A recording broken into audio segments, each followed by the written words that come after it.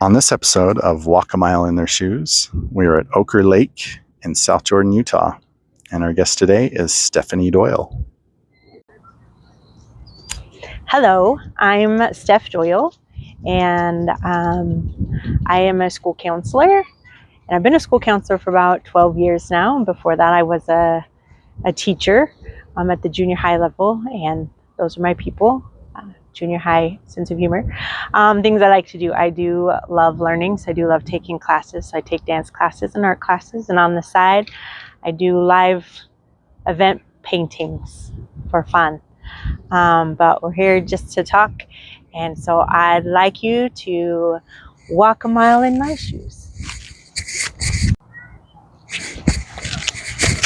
Hey there. Hey, Steph. That's not awkward at all. No, Okay. but I like your dance moves. It's fun. Okay. Well, you're a good dancer, it looks like. But I wanted to make sure you're okay to move around some more, walk a little mile. Is that all right? Yes, I love to walk. Okay, all right. Well, I like to keep track of our mile just so we kind of have an idea of how far we've gone and everything. Good plan. Yeah, because otherwise we might walk, 10 miles or so without realizing it. And what a joy that would be. Yes. Too long for people to listen to. Right, yes. People would probably get bored after a while, I would think. But so I wanted to ask you, school counselor for the last 12 years, and you taught in the junior high before that. Were you ever a junior high counselor? Yes. Okay. So I did my first 13 years as a teacher at the school, and then at the same school I got hired on as a counselor for the next 6 years. Oh, wow.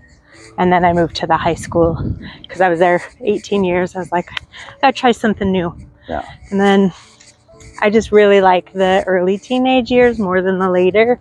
So that's why I was doing 9 through 12 and I switched to just 9th grade because that's like a happy medium of junior high, high school. It's a transitional time that I feel is important. So I'm happy about that. That actually makes sense, that why you're 9th grade only, because it's, like you said, it's kind of that happy medium between junior high, high school. So yeah, okay, I understand a little better now. Got it. So yeah, you've had 5-6 years now in high school. You've had just about the same amount of time in the junior high, and then you taught for years before. I imagine you have a whole lot of inspiring stories from each of those eras of education. Would you be willing to share kind of an inspiring portion of each, or inspiring story, or just kind of just real rewarding, fulfilling parts of each of those eras of your education? Sure. So in teaching, I really loved teaching. So I taught math and dance, and then I coached a lot, and I did after school programs. And I just in general, I love seeing the growth from 11-year-olds to 15-year-olds. Like, it's a really big growth time. And so I have a lot of students who in the beginning a little worried about, but just to see their growth, and when they have people in there. Yeah, you can go ahead. No, we don't want to get. No, go ahead. Go ahead. You're bonus. good. Bonus reels. There we are. Yeah. Let's see, one specific. So in counseling, I had one girl who was very, so I did counseling half-time and dancing half-time. So I did half and half. Yeah. And so she was one of my dancers on the dance team. And she was also in all honors classes and all of those things.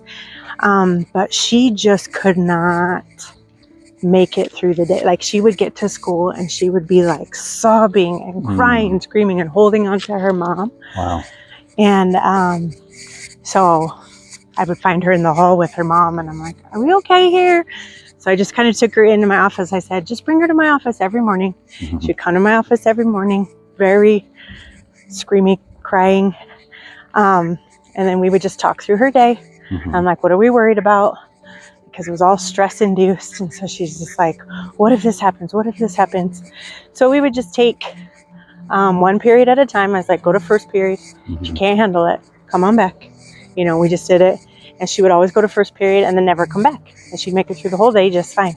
But it would happen every single morning. And it happened for about 3 months, like pretty intense, every day for 3 months. And then one day it just switched and she was fine. And she never had to come back again. I mean, and I wouldn't say that that's me or anything, but she did have a safe place to go. And she did,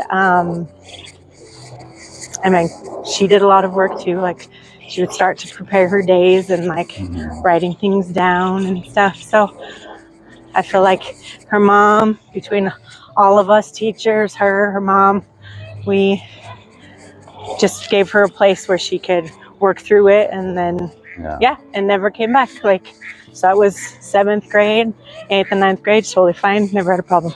Wow. And that doesn't always happen, but I thought it was pretty miraculous. It was like to change from like completely one way to completely the other way. And it wasn't like a slow thing. It was just like one day she just woke up and it was good. And she was fine. That's awesome. Yeah, it was awesome. Yeah, that's amazing. What a transformation. And she just kind of was able to adjust and adapt and work through it, it sounds like. And I think you had a big part in that. I know you were going for the humble route, but I think you had a big part in that, because you were a safe person and a stable part of that day, it sounds like. And that's what I like best about my job. I like to be the stable one. It's like, you can always come here. I'm pretty low key anyway. I'm not very dramatic or I'm a little loud, but not. Emotionally, I'm very even kill. So I feel like that's one of my strengths as a counselor, is that I'm not ruffled very easily. So, yeah, that's great. Do you have something similar or something kind of more specific in the high school that you can think of? In the high school, I'm like, because a lot of the stories are very similar in the fact that like there are students that just struggle with the day-to-day things where they build up so many obstacles before the day begins that I'm just like, well, let's just like talk through it. Let's just do it like just one step at a time. Like, we don't have to look at the whole day. Let's just come in and be like, okay, can you go to first period? So, we get them to first period, and once they get going, so like I've had several students with the same, where like once they get going, they're okay. Like if we can get them in the building in class, then they can just work through it. I'm like, don't look at the whole day, just look at one period. Like you can go home after first period, And sometimes they do, because sometimes they can't. But for the most part, like once they just get in the routine and coming, it becomes a safer place for students. And I like that about it, with the routines and we have teachers who are very welcoming to students and are a good, safe place for them. So I think those are all good things. At the high school or the junior high, it doesn't matter how old you are. Right. Like we get anxiety for things that the unknowns of the day. And so I think it's good for anyone. Like, don't look at the big picture if it freaks you out. Start with like, okay, I can make it through breakfast. I can make it through the first 2 hours. I can make it to lunch. And then you're like, oh, now we're almost done. Yeah. That's so true about that, being applicable to anybody. It's like, whether it's your work or school, it's like, when you're dealing with those unknowns, it can create a lot of, anxious-like feelings. And so stability is really important, it sounds like. That's such a great segue into something else I wanted to ask you. Because you work not only with students so much, but also their parents a lot. You have some connection with parents a lot. And, if you're like me, you get parents in your office or on your phone all the time saying, I'm at a loss. How do I do that? What do I do? And so, I want you to picture, maybe 30 parents that you're in front of who are at that, I'm at a loss. What do I do? And they want to have a better idea of how to help their child with academics as well as mental health. What if you could sort of condense, and I know everybody's different, but if you could sort of condense some really helpful tips or things like that you'd share with parents, what would you tell them? Well, if I could, it would be, get rid of cell phones, but that's impossible because that's the world we live in. Yes. So if we could limit that, but overall, I would say you give them structure when they're at home. So your structure is when are they doing academics? Are you there for when they work on their academics? Give them a safe, time structured place. Mm-hmm. So it's for an hour or 2 hours, whatever it is, they have that time set aside. And that's one for the academic part. Mm-hmm. And just be a part of it. Don't just sit them there and leave. Have them talk through it with you. Have them tell you what you're working on. Mm-hmm. Go through it. That type of thing.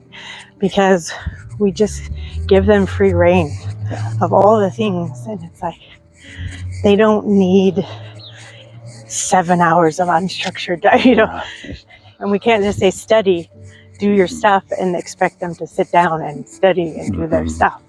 So, I gotta say. Yeah. So I would say doing the check-ins and thing. And also the second thing, so with mental health, kids just want to be heard. They want to be treated like human beings and not like little kids.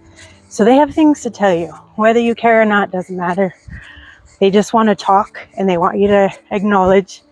And they feel a lot deeper at a younger age, and they just have these huge emotions that they want to share with you. And we can see sometimes that it's that's not a big deal. You'll be fine,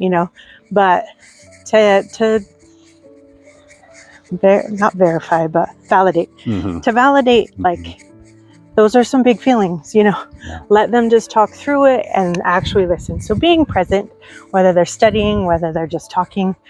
Of course, you can't give them all your time because that's unreasonable, but setting those structures up, I think, is the best thing for parents. And a lot of our parents work so many hours that it's if you don't have that much time with your kid, it doesn't make you a bad parent or anything, but when you are with them, you give them 100% of your attention. You put your phone down, you put whatever you're seeing down, and you sit down with them. If it's only for 10 minutes, that's all the time you can give them. You give them all of you for 10 minutes. Mm-hmm. Because if you're yeah, talk to me, and I'll be making dinner, I'll be doing this because I have to multitask. I'm that's not helpful for your kid. So those are my personal thoughts. Yeah. Okay, I love that a lot. Structure is huge, and then time is big. It sounds like, and validation is really important because it's easy for us as adults to be oh, well, that's not a big deal. That's fine. You're okay. Yeah. Your friend got mad at you. That happens all the time. You'll be fine. Yeah, but to them, it's everything, huh? Mm-hmm. Yeah, and so I love that word, validation. That's so important. I love that a lot. That's great. Well, I wanted to ask you as we cross the halfway point of our mile, you've had a lot of experience, and you've had a lot of ideas that you've already shared. I'm curious about what you do in your day-to-day life to kind of maintain strong mental health, prevent burnout, and just to feel at peace and happy and things like that. What do you do in your own life? I'm a pretty positive person. Yes. So I look on the bright side of all experiences and what I can learn from things, but that doesn't work for everyone. But that works for me. Mm-hmm. But one of the things for me that I learned at a very young age is that I require a lot of downtime, a lot of relaxation time. Like I'm not like a go, go, go, go person. So I do make sure to schedule a lot of hours in my day for doing nothing. Some people doing nothing would drive them crazy, but I require doing nothing time. And that means like I'm not listening to radio, I'm not listening to things, I'm just kind of doing, like I can be in nature, I can be in my home, I can be eating. I try to do nothing. And I'm only allowed to schedule one thing a day. So if I have an activity for that day, I don't do anything else. I don't schedule anything else. You know, so if I have a class at night or, you know, a church activity or something, I do not build anything else in that day. Like one activity day is all I'm allowed. And so then that gives me like the boost I need. And it doesn't drain me.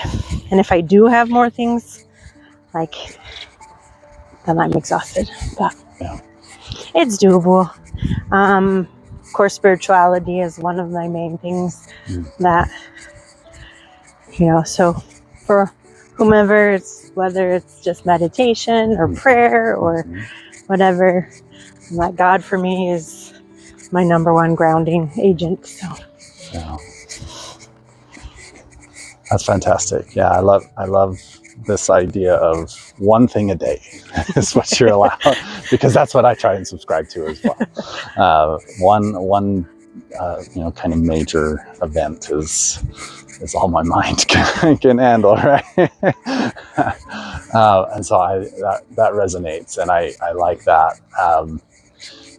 You know, there may be some people out there that said, well, Ms. Doyle, that's all fine and good, but I'm way too busy to just do one thing. How would you help somebody maybe cut out some things that are just too much for them? You know, it's that whole, like, what brings you joy type of thing. And so, I don't know, schedule. I'm very structured, scheduled. Otherwise, I accomplish absolutely nothing. But, so yeah, I'm a very busy person. Like so when I say I have one thing, I was like, I'm busy every single day. Yeah. Like I don't have any days that are like, oh, I have nothing to do today, you know? And so I don't have kids, so that I know that is a stressor for many, like, 'cause that takes up a lot of time. Yeah. But if you can spread out anything, so in your structured day, so that if you're planning ahead, then you can build in time, like make sure you're building in relaxation time. Like if you have a super crazy busy day and there is no time for relaxation, then you've got to somehow build that into the next day so that you don't burn out really fast. Yeah. And so if there's things you can spread out, like if you're grocery shopping and laundry and this, like I have an app that I have a lot of chores that have to get done. And on my app, it just gives me 3 a day. Okay. And it has, like, you know, if it's once a month or once a week or every 3 days or something. So they all come up at different times of when they have to get done. Yeah. And so I just do 3 a day, and then I feel accomplished with my chores. So like it just comes up like water your plants. So that's a water plant day, a change the sheets day, and a dust the living room. So all things that are doable in one time period, instead of going like, well, now I need to clean the entire house right now, you know, type of thing. Anyway, so I do I have a lot of funny apps. Like I have a spinning wheel that are for different things where I spin something so I don't have to make decisions. Okay. Takes a lot of like the decision-making stress out of stuff. Anyway. That idea of minimize decisions. Yes, because that takes a lot of extra energy. Yeah, it does. A lot of mental energy. So, yeah. Hello. Hello. Be on camera, look good. Yeah, hello. Such a peaceful place you have here. I love you also said doing things that bring you joy. I think that's so important because so often we're doing things that don't bring us joy because we feel like, well, we got to do that. You know, we feel obligated to do that or whatever. You know, and so that idea of asking yourself, well, is this bringing me joy? I improving as a person? Am I helping others improve? That's And I do say no to things. So people are like, do you want to come do this with me? And a lot of times we want to ask friends to do stuff, but we're like, but don't feel obligated. And so my friends all know, like, I don't do anything out of obligation. I will never do something just because I feel like I have to. And that's a big change from my youth to now. It's like, if I don't want to go, I won't go. That's great. But if I do go, I'm all in. Yeah. So I don't do anything, but if there are some things like that we have to do. And so it's like, how can I make that more enjoyable to me? Like, if you have to take your kid to dance class and it's a half-hour drive both ways or something, like, what can you do on the way to make it like, this is a time I'm so excited to talk to my kid about these things, or singing together, karaoke in the car. Like, how can you make things that are obligations enjoyable? Do we want to go that way or that way? You're the captain. All right. We'll go through the weeds. Okay. Hope our cameraman doesn't fall into the lake. Yes. So even in those instances where you really just have to do something for whatever reason, to adapt to it and find some positives in it. I really like that a lot. That's great. Okay. Well, Steph, we are just about the end of this mile. We're not there yet. Take it. So close. Well, I always tell people more or less. So if we go more, that's just fine. So I wanted to ask you about maybe a time in your life when you felt like your mental health was severely tested and you really needed to apply a lot of these things and more to get through these challenges that you faced at that time. What comes to mind when I ask that? And when I was thinking about this question, I was like, I honestly don't have a ton of, like I said, I live my life very much intentionally and with purpose, and I don't have very many regrets. And I was like, I was really trying to, I was like, is there a time? And it could be that I've repressed if it's negative. I don't think about it. I don't know. So I was trying to think, like, maybe when my dad passed away, like that was a really hard time for me. But I do feel very supported. I mean, again, like with my spiritual aspect of it, I felt very supported through God and prayer and the prayers of other people. I had a lot of friends reach out, which was really helpful. And I tried to, sometimes you don't feel like doing anything, but you can't sit either, because then you get lost in your head. So I would try to make things happen, even if I didn't want it to happen, but I would invite friends with a really low-key expectation where we went hiking, like did things that were active and didn't talk a lot. We just hiked silently, which is very meditative. What else did it, like, we went camping. So just being in the mountains was really helpful during that time.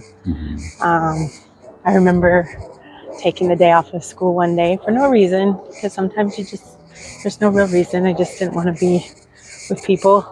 But my sister, I wanted to hang out with my sister, but she teaches school. So I just went to her school. Oh, wow. And sat in her room. Didn't participate or anything, just wanted to be near somebody who understood, type of thing. So a lot of friends, family, God, and then mostly just being active and out of the house. Wow. Well, you relied on your people as strength, and so that's important too, because those types of experiences, whether it's grief or major physical ailments or anything, we kind of need people to help us through it.